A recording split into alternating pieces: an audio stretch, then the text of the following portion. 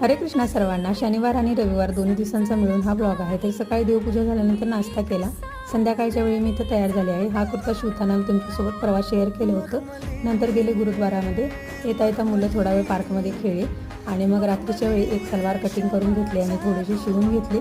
दुसऱ्या दिवशी सकाळी श्रीला आमच्या मी सूर्यदेवांना जलार्पण करायला सांगितलं.